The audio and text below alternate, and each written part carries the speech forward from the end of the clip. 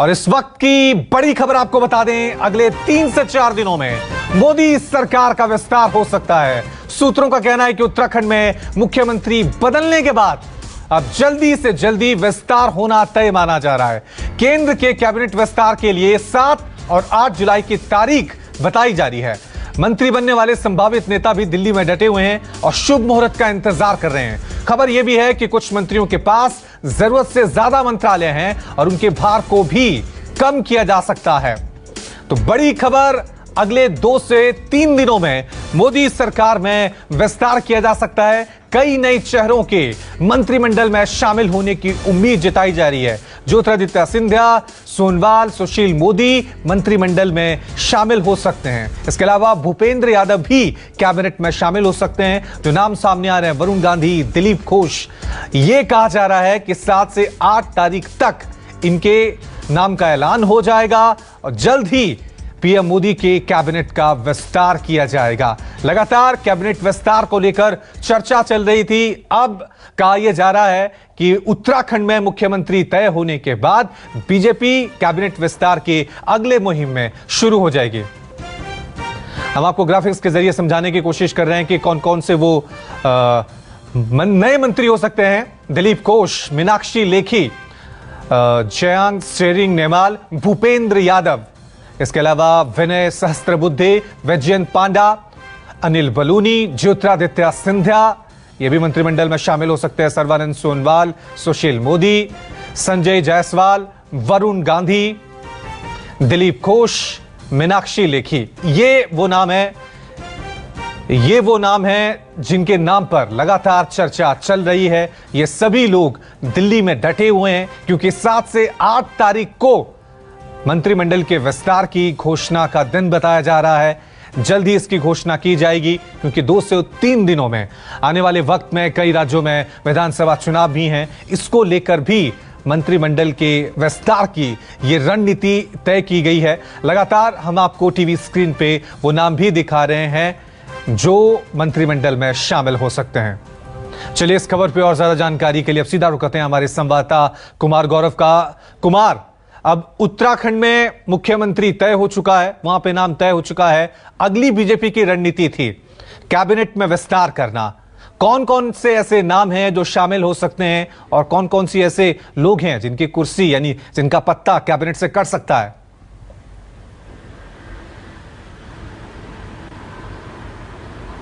देखिए, फिलहाल उत्तराखंड का जो मिशन था सरकार नया मुख्यमंत्री बनाने का, वो पूरा हो चुका है और जाहिर सी बात है उसके बाद अब नंबर आता है मोदी सरकार के कैबिनेट का। मोदी के दूसरी एनडीए सरकार की दूसरा कैबिनेट विस्तार आप इसको कह सकते हैं। जाहिर तौर पे देखिए, अभी कुल 81 मंत्री बन सकते हैं, जिसमें अभी 53 मंत्री हैं, यानी 28 मंत्रियों का पद अभी खाली है। लेकिन चूंकि नरेंद्र मोदी मिनिमम गवर्नमेंट और मैक्सिमम गवर्नेंस पर भरोसा करते हैं, इसलिए टोटल 28 जितने पद खाली हैं उतने मंत्री तो वो नहीं बनाएंगे, लेकिन 18 से 20 के आसपास तक मंत्री वो बना सकते हैं। मुख्य तौर पर जिन सीनियर मंत्रियों के पास ज्यादा काम है, यानी एक से ज्यादा विभाग है, जैसे रविशंकर प्रसाद हो गए, पीयूष गोयल हो गए और नरेंद्र सिंह तोमर हो गए, इस तरह के तमाम मंत्री हैं, डॉक्टर हर्षवर्धन है, इस तरह के तमाम मंत्री हैं। 7-8 ऐसे मंत्री हैं जिनके पास बहुत ज्यादा बोझ है। उनके काम को आसान किया जा सकता है। उनके कुछ मंत्रालय वापस ले जाएंगे और जो नए जो चेहरे आएंगे उनको दिया जा सकता है। देखिए, मुख्य तौर पर जो बनेंगे, इसमें जो मुख्य सबसे प्रोमिनेंट नाम जो कि कभी भी विस्तार होने पे उनको जगह मिलनी है, वैसा एक नाम है ज्योतिरादित्य सिंधिया का, जो कि कांग्रेस से भाजपा में आए थे। वहां मध्य प्रदेश में शिवराज सिंह को सरकार का गिफ्ट दिया था एक तरीके से, और अब वो इंतजार कर रहे हैं राज्यसभा सांसद बनने के बाद कि कब उनको जगह मिले। तो सबसे बड़ा नाम जो है वो ज्योतिरादित्य सिंधिया का है। इसके अलावा पूर्व उप मुख्यमंत्री बिहार के हैं सुशील कुमार मोदी, वो भी इंतजार में हैं। सर्बानंद सोनोवाल जो कि असम के मुख्यमंत्री थे, उनकी जगह दूसरे मुख्यमंत्री बन गए। अब सर्बानंद सोनोवाल को भी जगह मिल सकती है, यानी कि कुछ पूर्व मुख्यमंत्रियों के साथ साथ जो पार्टी के सीनियर नेता हैं उनको जगह दी जा सकती है, या जिनको वादा करके लाया गया है दूसरी पार्टियों से कि आपको बनाएंगे, उनको जगह दिया जाएगा। साथ ही जो जिन राज्यों में चुनाव है उस पर खास ध्यान दिया जाएगा। और जहां तक उत्तर प्रदेश की आप बात कर ले, उत्तर प्रदेश से कुछ मंत्री आएंगे और जो तमाम जिनको वादा किया है वो लोग आएंगे। कुल 18 से 20 मंत्री हो सकते हैं। 7 तारीख की बात, 7 और 8 की चर्चा हम कर रहे हैं, लेकिन 7 तारीख बेहद मुफीद दिखता है और बहुत संभावना है कि 7 तारीख को मंत्रिमंडल विस्तार हो जाएगा और जो लोग दिल्ली में शुभ मुहूर्त का इंतजार कर रहे हैं भाजपा के नेता, उनका दिन वो शायद वो दिन। बहुत बहुत शुक्रिया गौरव तमाम जानकारी के लिए। और खबरों में आगे बढ़ते हैं। आशीर्वाद यात्रा के लिए चिराग पासवान पटना पहुंच चुके हैं। पटना एयरपोर्ट पर एलजेपी के सैकड़ों कार्यकर्ताओं ने चिराग पासवान का जोरदार स्वागत किया। ढोल नगाड़े और गाजेबाजे के साथ चिराग का स्वागत किया गया। कार्यकर्ताओं ने इस दौरान जमकर चिराग पासवान जिंदाबाद के नारे भी लगाए। कार्यकर्ताओं की माने तो एलजेपी पर सिर्फ और सिर्फ चिराग पासवान का ही अधिकार है। चिराग पासवान यहां से रोड शो के जरिए हाजीपुर जाएंगे, जहां से आशीर्वाद यात्रा की शुरुआत होगी। तो चाचा भतीजे की जंग लगातार बिहार में जारी है। आज चिराग पासवान जब बिहार पहुंचे, पटना एयरपोर्ट पर पहुंचे, तो तस्वीरों में आप देख सकते हैं कि किस तरह से हजारों कार्यकर्ता उनके स्वागत के लिए वहां पर पहुंचे। कहा यह जा रहा है कि आज चिराग पासवान रोड शो पटना से शुरू करेंगे और हाजीपुर जाएंगे। अपना शक्ति प्रदर्शन करने की यह कोशिश है चिराग पासवान की, क्योंकि जब से लोक जनशक्ति पार्टी के 2 फाड़ हुई है, तब से लोक जनशक्ति पार्टी का ओरिजिनल वारिस कौन है, असली मालिक कौन है, असली अध्यक्ष कौन है, इसको लेकर बिहार में यह जबरदस्त जंग चल रही है चाचा और भतीजे के संग। और अब यहां पर शक्ति प्रदर्शन कर रहे हैं चिराग पासवान। चलिए इस खबर पे और ज्यादा अपडेट के लिए अब सीधा रुक करते हैं हमारे संवाददाता सौरभ का। सौरभ, तस्वीरें हम देख रहे हैं, शक्ति प्रदर्शन के लिए चिराग पासवान तैयार है, और क्या कुछ जानकारी आपको मिल पा रही है?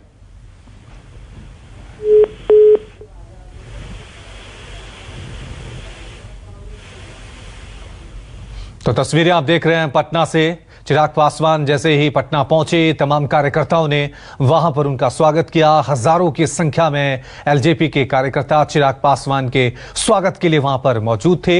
एलजेपी जिस के तरह के संकट में इस वक्त जूझ रही है, चाचा भतीजे के बीच जो ये जंग चल रही है अध्यक्ष पद को लेकर, उसको लेकर दोनों धड़ों की तरफ से शक्ति प्रदर्शन लगातार किया जा रहा है। और आज चिराग पासवान इसी कड़ी में अपने कार्यकर्ताओं के साथ पटना के सड़कों पर शक्ति प्रदर्शन कर रहे हैं। ये तस्वीरें देखिए।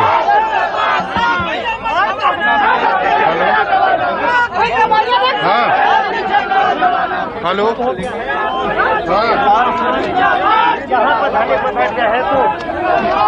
आशीर्वाद यात्रा शुरू करने के पहले ही हेलो, ये तस्वीरें आप देख सकते हैं। चिराग पासवान अपने कार्यकर्ताओं के साथ वहां पर पहुंचे हुए हैं। तमाम कार्यकर्ता जमकर उनके समर्थन में नारेबाजी कर रहे हैं। आज पटना से रोड शो के जरिए हाजीपुर जाएंगे और थोड़ी देर बाद ये रोड शो शुरू हो जाएगा। मकसद सिर्फ इतना ही है कि एलजेपी के असली वारिस चिराग पासवान ही हैं। रामविलास पासवान के निधन के बाद एलजेपी में 2 फाड़ हो गई थी, उसके बाद ही ये संघर्ष लगातार जारी है। चलिए इस खबर पे और ज्यादा अपडेट के लिए अब सीधा रुक करते हैं हमारे संवाददाता सौरभ का। सौरभ, हम देख रहे हैं कार्यकर्ताओं की भीड़ है, हजारों की संख्या में शक्ति प्रदर्शन करने की कोशिश है। आगे क्या कार्यक्रम रहने वाला चिराग पासवान का?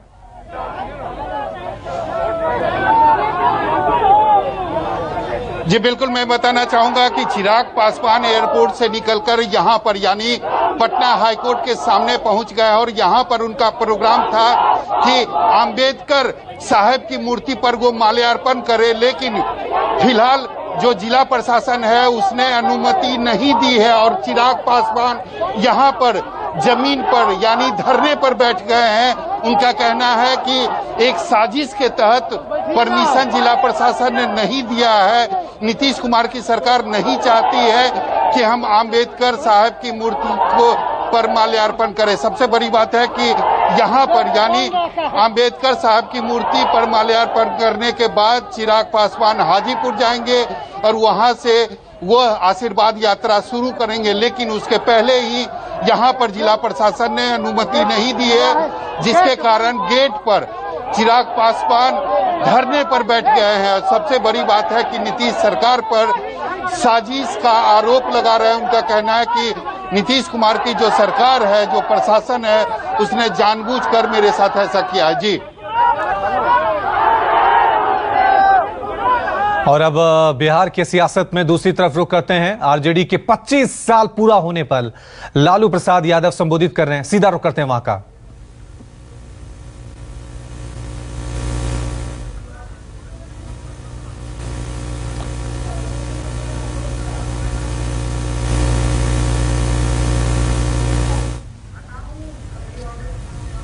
सौरभ हमारे साथ लगातार बने हुए हैं। सौरभ, आप हमारे साथ बने हुए हैं, तो लगातार यहां पर एक तरफ चिराग पासवान अपना शक्ति प्रदर्शन कर रहे हैं, दूसरी तरफ लालू प्रसाद यादव आरजेडी के 25 साल पूरा होने पर संबोधित कर रहे हैं। जैसे ही ये टेक्निकल दिक्कत है ऑडियो की, ये दूर होती है, हम आपको सुना रहे हैं कि लालू प्रसाद यादव आज किस तरह से बिहार की जनता को संबोधित करेंगे। सत्ता से दूर आरजेडी को रहे हुए काफी वक्त हो गया है। नीतीश सरकार लगातार सत्ता पर काबिज है, उनके बेटे लगातार कोशिश कर रहे थे, लेकिन फिलहाल लालू यादव अब जेल से बाहर आए पेरोल पे।